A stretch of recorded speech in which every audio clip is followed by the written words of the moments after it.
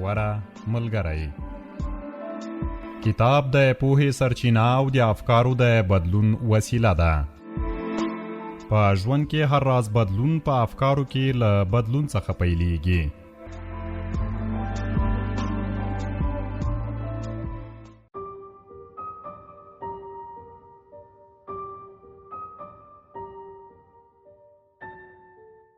قدرمنه اوریدونکو سلامونه. د روغتیا او سلامتیا په هیله مو خوښ یم چې یو ځل بیا د غوره ملګري په خپرونه کې د ابن خلدون مقدمه کتاب له 14مې برخې سره مو خدمت حاضر شوم. قدرمنه اوریدونکو د کتاب دا برخه په دې عنوان پیلوو: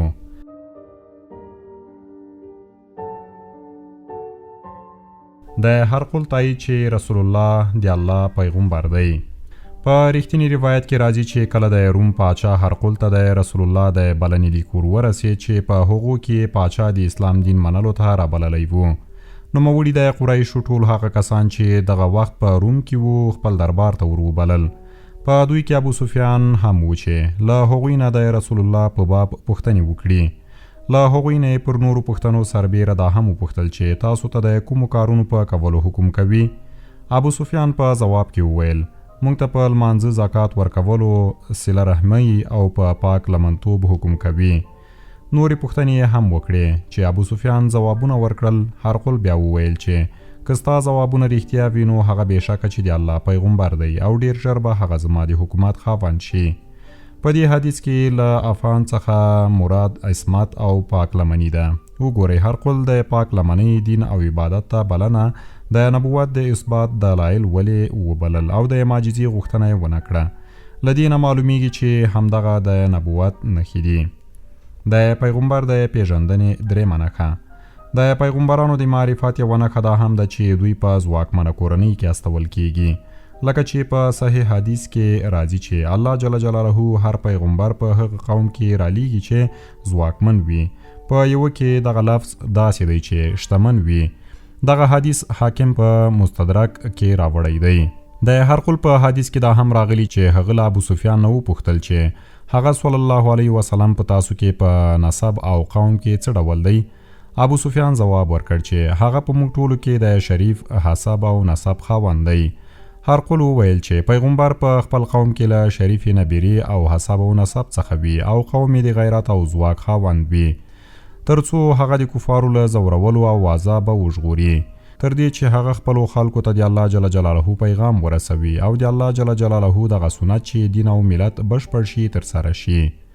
د پیغمبرۍ څلورمه نښه: د پیغمبرانو علیه السلام د پیژندنې یوه نښه دا هم ده چې معجزې ترې پیښیږي چې د دوی په رښتینولۍ دلیل شي. د معجزو تعریف: معجزه هغو کارونو ته وایي چې بشر ترې ناتوانه او عاجز وي، ځکه هغو ته معجزې یعنی عاجز کوونکي وایي. دغسې کړه وړه د انسان له توانه لوړ وي. د معجزو د پیښېدو په بڼه کې اختلاف: د معجزو د پیښېدو د حالت او په هغو کې د پیغمبرانو پر صداقت په دلالت کې اختلاف دی.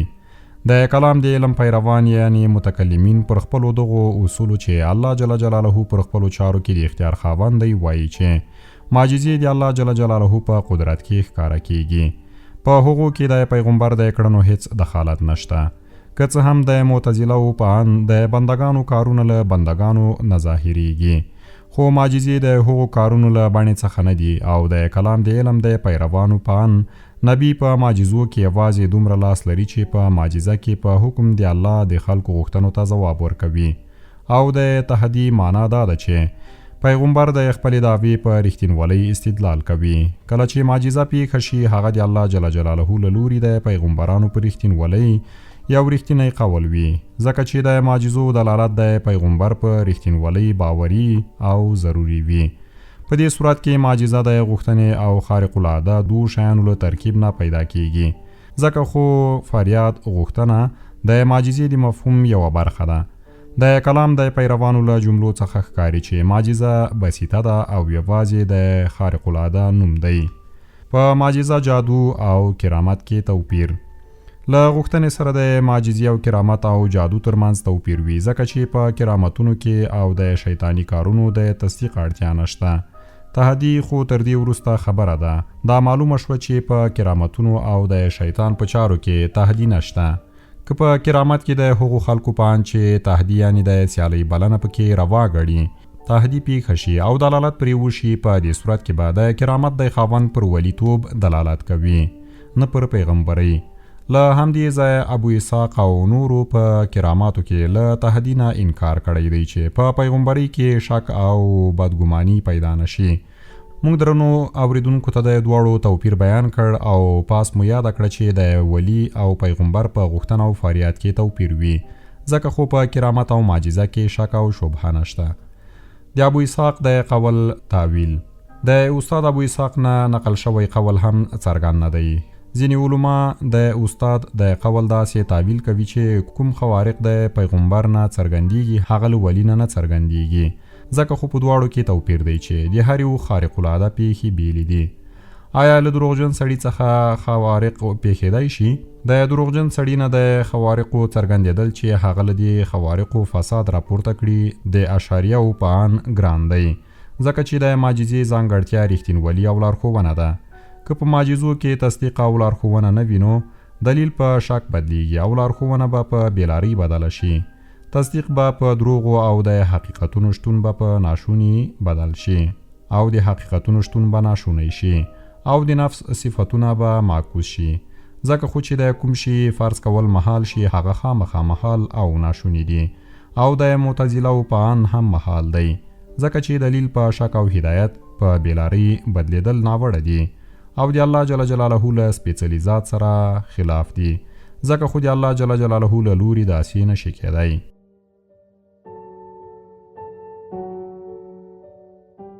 د معجزو په لړ کې د علماو مذهب د حکیمانو په ان معجزې د پیغمبرۍ له کړنو څخه دي، که څه هم هغه له انساني توان څخه وتلي وي، ځکه چې حکیمان ذاتي ایجاب مني او ځینې پیښې په یو لړ سببونو پورې تړلي دي او پیدا شوي شرطونه په پای کې پر واجب ختمیږي چې فاعل بالذات دی، بل اختیار نه دی. او د حکیمانو په ان د پیغمبرانو په سپېڅلو نفسونو کې داسې ذاتي خاصیتونه موندل کیږي.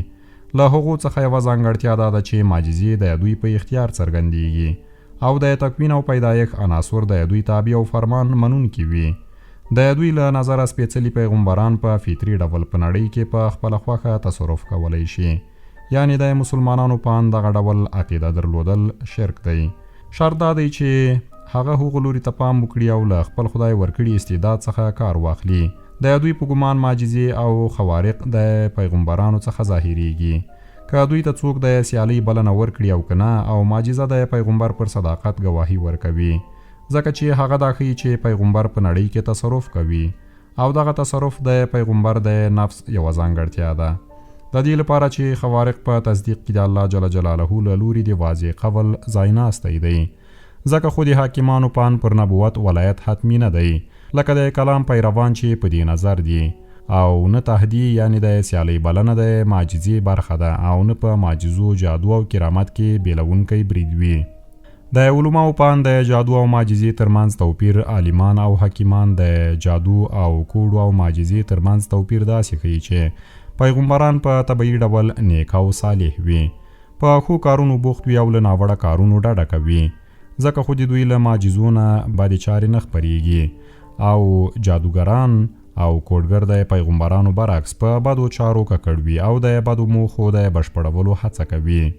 د حکیمانو له نظره د کرامت او معجزې ترمنځ توپیر د علماو په ان په معجزو او کراماتو کې دا امتیاز وي چې د پیغمبرانو معجزې ځانګړې او ډېرې اوچتې وي، لکه اسمان ته ختل، د مړیو ژوندي کول، له پریښتو سره خبرې کول، په هوا الوتل، او د ولی کرامتونه د ټیټې درجې وي، لکه لږ شی زیاتول او د راتلونکي کومې پیښې خبر ورکول، او دې ته ورته چې د پیغمبرانو له تصرفاتو نه په وړوکې درجه کې وي. له پیغمبرانو نه د ولی د ټولو کراماتو پیښېدل کېدای شي، خو ولی د پیغمبر یوه معجزه هم نشي ښودلی. صوفیانو هم د خپل طریقت په کتابونو کې همدغسې لیکلي او له خپلو مشرانو یې روایت نقل کړی دی. قرآن کریم تر ټولو ستره معجزه. اوس چې دغه خبره ستاسو ذهن ته ورسېده نو دا په یاد ولرئ چې تر ټولو لویه عزتمند او په دلایلو کې څرګنده معجزه قرآن کریم دی، چې زموږ پر ګران پیغمبر حضرت محمد رسول الله را نازل شوی دی. دا چې تر اوسه خوارق او معجزې زیاتره له وحی پرته ترسره کېدلې چې پر پیغمبر را نازلېدي او پیغمبر د خپل حقانیت د اثبات لپاره معجزې ښودلې. خو قرآن کریم په خپله وحی هم ده او معجزه هم، ځکه چې د دې په ذات کې دلیل او ګواهي شته او تصدیق لپاره یې د بل دلیل او ګواهي اړتیا نشته. لکه په عام ډول د واحد تصدیق لپاره چې د کومې معجزې اړتیا وي. قرآن کریم دلیل دی او همدغه قرآن مدلول دی او دغه قرآن په خپل بیان کې ډیر روښانه دی. دا د حضرت رسول الله مبارک حدیث دی چې فرمایي هر پیغمبر ته ځینې معجزې ورکړی شوي چې د هغو په لیدو خلکو پرې ایمان راوړی، او ماته چې کومه معجزه راکړل شوې هغه په خپله وحی ده چې پر ما نازله شوې ده. ځکه خو هیلهمن یم چې د قیامت په ورځ تر هغوی ټول زما امت او پیروان زیات وي. یعنی دا چې قرآن کریم معجزه هم ده او وحی هم، نو دلالت یې ډیر څرګند او پیاوړی دی او تصدیق کوونکي به یې د روښانتیا په سبب ډیر وي، ځکه به د رسول الله امت زیات شي.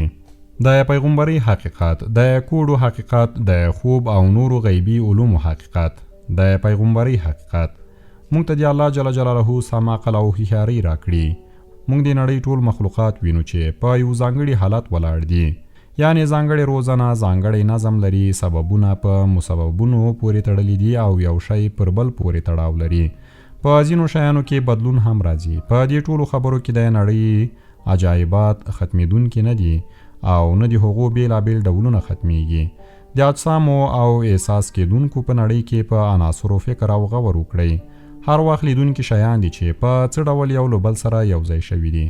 څه ډول له لاندې څخه پورته درومي، لومړی اوبو او بیا هوا ته رسیږي، بیا له اور سره یو ځای کیږي. هر عنصر په خپل مخکینی او وروستنی عنصر د بدلیدو وړتیا لري او ځینې وختونه بدلیږي هم.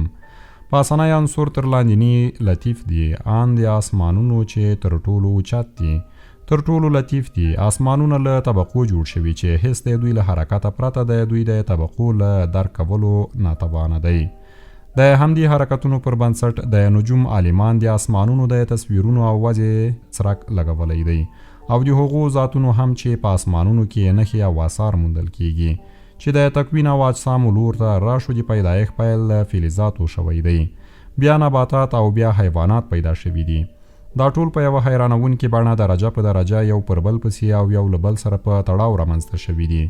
یعنی د کانونو وروستۍ څنډه د نباتاتو له لومړۍ څنډې سره یو ځای شوې، لکه واښه او نور له زړي پرته راشنه کېدونکي نباتات او د انګور او خرماو او نورو نباتاتو وروستۍ څنډه د حلزون او صدف په څیر حیواناتو له لومړۍ څنډې سره نښلي چې د لامسې له حسه پرته په هغو کې بله قوه نشته. د دغو مخلوقاتو د یو ځای کېدو معنا دا ده چې د دوی وروستۍ څنډه د راتلونکي په لومړۍ څنډې د بدلېدو یوه حیرانونکې وړتیا لري. بیا د حیواناتو نړۍ ډیره پراخه ده، په هغو کې زیات ډولونه دي چې دغه نړۍ په خپله تدریجي وده او تکوین کې پر انسان پای مومي چې عقل او فکر لري او خدای تعالی دغه د فکر او حس وړتیا په دوی کې ایښې ده. خو په حیواناتو کې تر ټولو د لوړې درجې بالفعل د غور او فکر نه بې برخې دي، ځکه خو د اعلی درجې تر حیواناتو وروسته د انسان لومړۍ دوره ده. د خلقت او پیدایښت په تدریجي پرمختګ کې دا زموږ د مشاهدې وروستۍ برخه ده. مونږ بیا په بیلابیلو جهانونو کې ډول ډول آثار وینو، لکه چې په حس کېدونکې نړۍ کې د آسمانونو او عناصرو خوځښت وینو او په تکویني جهان کې د ودې او درک آثار وینو. دا ټول په دې ګواهي ورکوي چې هر یو د خپل جسم په پرتله اغیز او تاثیر لري. دغه اثر روحي دی او له خلقت او پیدایښت سره یې اړیکه ده. څرنګه چې په دې علم کې د مخلوقاتو په وجود کې یو له بل سره پیوستون لیدل کیږي، یعنی په مخلوقاتو کې د جسمانی او روحاني نړۍ یو ځای کېدل ګورو، ځکه خو دغه نفس عقل او خوځښت لرونکی دی. تر دې لوړ د یو بل وجود شتون اړین دی چې دوی ته د حرکت او درک غړي وربخلي دي او له دوی سره نښتي وي چې د هغو ذات یوازې عقل او درک وي.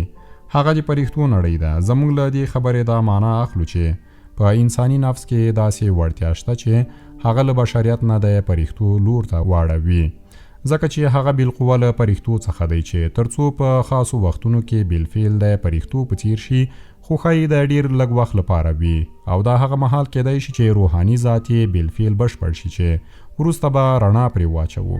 دا چې د انسانانو تړاو د پرښتو له نړۍ سره دی د نورو مخلوقاتو مرتبه داسې ده چې مخکې مو رڼا پرې واچوله.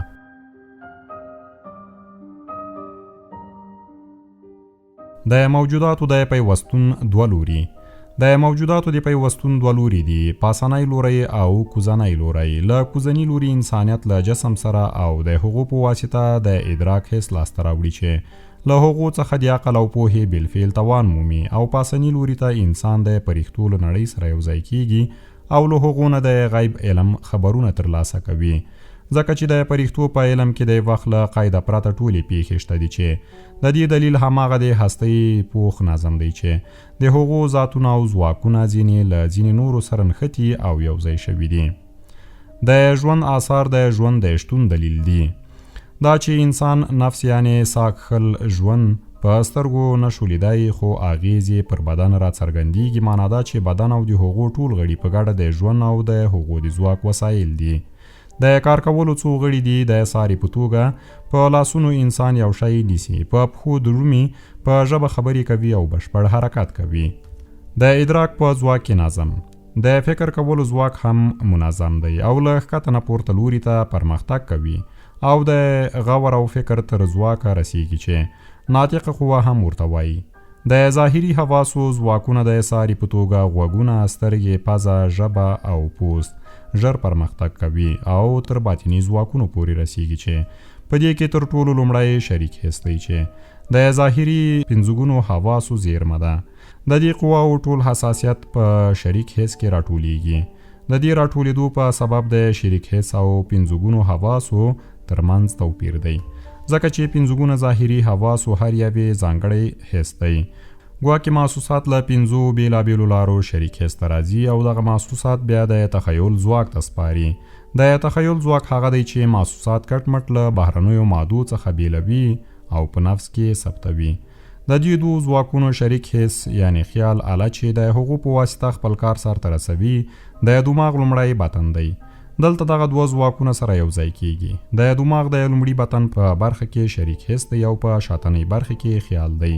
خیال چې پرمختګ وکړي او پیاوړی شي دوهم او د حافظې تر برید رسیږي. وهمه د جزئیاتو پوهه ترلاسه کوي، لکه د فلانی دښمني ده، فلانی مین دی، پلار مهربانه او مینناکه وي او زناور څیرونکي وي او داسې نور. حافظه د خیال د ځواک د ادراکاتو زیرمه ده او د هغو ساتنه کوي چې د اړتیا پر مهال کار ترې واخلي. د دغو دوه ځواکونو اعلی او ځای د دماغ شاتنی بطن دی او د دماغ د وروستي بطن په پاسنۍ برخه کې وهمه ده او لاندنۍ برخه کې حافظه. بیا دا څلور واړه ځواکونه چې پرمختګ یعنی وده وکړي د فکر تر ځواک رسیږي چې د دماغ په منځنۍ برخه کې دی چې د هغو په واسطه د فکر او غور پام د عقل او فهم په لور راوړي. د ادراکاتو لپاره د سا تلپاتې چلیدل. ادراکي ځواک تل په خوځښت کې وي ځکه چې په فطري ډول پوهې او عقل ته تمایل لري تر څو له واک او ځواک ازادي واخلي چې د بشریت ځانګړتیا ده. بالفعل معلومات ترلاسه کړي او د لوړ او معنوي ګروپ سره ورته والی پیدا کړي او له بدني وسایلو پرته په خپلو محسوساتو کې معنویت لومړۍ درجه ترلاسه کړي. نفس پرله پسې په دې زیار او زحمت بوخت دی. کله کله نفس له ترلاسه کولو پرته د بشریت او جسمي نړۍ نه وځي او د پرښتو نړۍ ته رسیږي او په لوړو ډلو کې شاملیږي، په دې شرط چې په فطري ډول دغه ځواک ولري او خدای ورکړی صلاحیت له پایله ورسره وي. د کمال او زیان له درکه د نفس درې ډولونه. بشري نفسونه درې ډوله دي. یو ډول یې فطرتاً روحاني ادراک ته له رسېدو ناتوانه دي. دغه نفسونه د لوړتیا پر ځای د پستۍ په لور لویږي، یعنی د حسي او خیالي مدراکو لور ته ځي چې د بدني فکر ځانګړتیا ده. دا ډول خیالي علوم دي چې لمن یې تنګه او وړوکې ده ځکه چې دا د مبدا له لحاظه په لومړنیو مسایلو یعنی علومو پای مومي.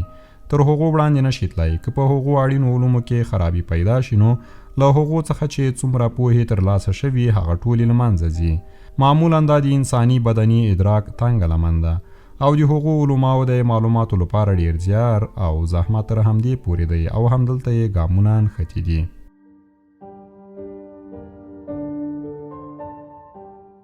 د علوماو او اولیاو درجه. انساني دوهم ډول د هغوی دی چې د فکر او غور خوځښت د روحاني عقل په لور دی.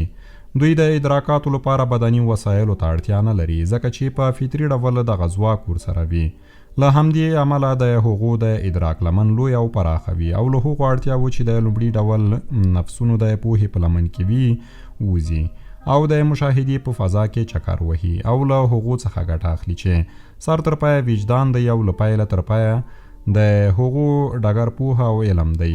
دا د علماو او اولیاو درجه ده چې د دیني او رباني علومو خاوندان وي او همدغه درجه نیکمرغو ته له مړینې وروسته په برزخ کې په برخه کېږي.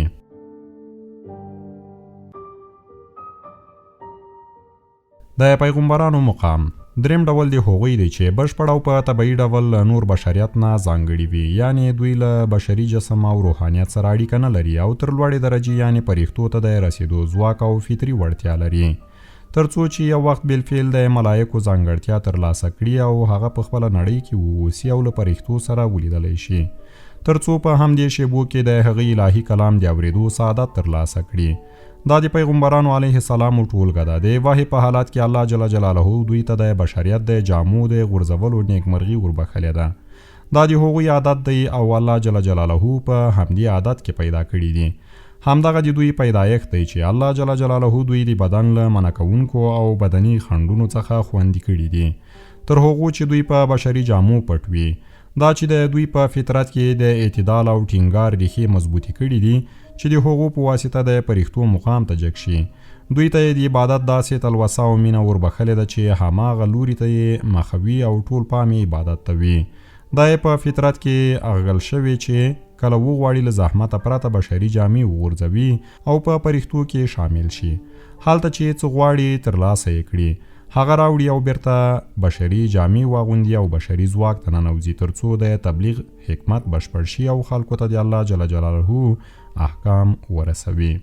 د وحی کیفیت د وحی پر مهال کله کله د شاتو د مچیو د بڼېدو په څیر غږ راځي چې د معنا او مفهوم اشارې وي او هغه څوک یعنی پیغمبر چې دغه بڼېدل اوري په مطلب یې ډیر په ښه ډول پوهیږي او دغه بڼېدل تر هغو پورې دوام کوي چې د وحی خاوند پر هغه ونه پوهیږي او په یاد کې پاتې نشي او کله بیا هغه پرښتہ چې په زړه کې خبر اچوي نو په انساني بڼه راځي او خبرې اترې کوي او پیغمبر د هغه خبرې ښې ذهن ته سپاري.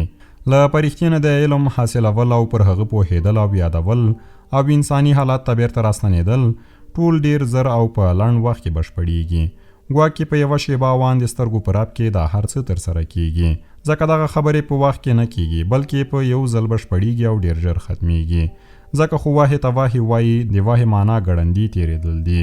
په واحد کې بڼېدل یعنی د مچیو د غږ په ډول د هغو پیغمبرانو مرتبه چې د رسول مرتبې ته نه وي رسېدلي د څېړونکو نظر دی چې د واحد د بڼېدو حالت هغو پیغمبرانو ته دی چې د رسول مرتبې ته نه وي رسېدلي.